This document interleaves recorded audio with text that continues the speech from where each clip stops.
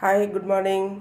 இன்றைக்கி நான் உங்களுக்கு நேற்றுக்கு ஈவினிங் ஒரு பொருளெல்லாம் போய்ட்டு பர்ச்சேஸ் பண்ணேன் மார்க்கெட்டில். அது என்னென்ன பொருள்னு காமிக்கிறேன் பாருங்கள். நீங்கள் அந்த மாதிரி பொருள் வாங்கியிருந்தீங்கன்னா அதோடய ரேட்டு எவ்வளோ இருக்கும், எப்படி இருக்குங்கிறத எனக்கு கமெண்டில் சொல்லுங்கள். என்னுடைய வீடியோஸ்லாம் பிடிச்சிருந்தா லைக் பண்ணுங்கள். தேங்க்யூ. இது பிள்ளையார் கிஃப்ட் பண்ணுறதுக்காக வாங்கியிருக்கேன். இதோட ரேட்டு வந்து 5000, 5000 ரூபாய் இதோட ரேட்டு. இன்றைக்கி இது வந்து எங்களுடைய ஃபேக்ட்ரி ரேட்டு வந்து விலையை டிசைன் பண்ணிட்டு போகிறாங்க. அவங்களுக்கு கிஃப்ட் பண்ணுறதுக்காக வாங்கியிருக்கேன் இந்த பிள்ளையாரை. இதோட ரேட்டு வந்து 500 ரூபாய். இந்த பிரியாணி குண்டா ஒரு 10 பேர் சமைக்கிறதுக்காக வேணும்னு சொல்லிட்டு வாங்கினது. இதோட ரேட்டு வந்து ஒரு 1500 ரூபாய்கிட்ட வந்து போச்சு. இந்த பிரியாணி குண்டா, இந்த வானல்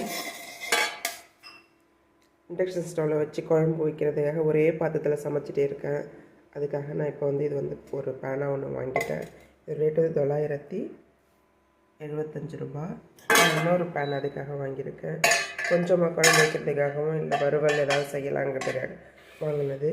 இதோட ரேட்டு வந்து 615 ரூபாய். அப்புறம் ஒரு இரும்பு வானல் ஒன்று வாங்கியிருக்கேன். இரும்பு பாத்திரத்தில் சமைச்சா உடம்புக்கு நல்லது அப்படின்னு சொல்லிட்டு சொன்னாங்க. அது இல்லாமல் கிச்சனில் வந்து இரும்பு யூஸ் பண்ணும்போது சனி பகவானுடைய ஆதிக்கம் நமக்கு நல்லா கிடைக்குங்கிறதுக்காக சொல்லியிருந்தாங்க யூடியூப்பில். அதுக்காக பெரிய வானலாக நல்லா குழியாக இருக்க மாதிரி ஹோட்டலில் யூஸ் பண்ணுற மாதிரி இருக்குது.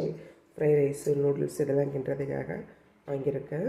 இதிலே வந்து ஒரு சின்ன இரும்பு வானல். இது வந்து 230 ரூபா இதோட ரேட்டு. இதுவுமே எனக்கு ரொம்ப நல்லா பிடிச்சிருந்துச்சு. குட்டியாக அழகாக ரவுண்டு கொஞ்சமாக குழம்பு எதாவது வைக்கிறதுக்கோ இல்லை வறுவல் பண்ணுறதுக்கோ நல்லா யூஸ் ஆகுன்னு வாங்கியிருக்கேன்.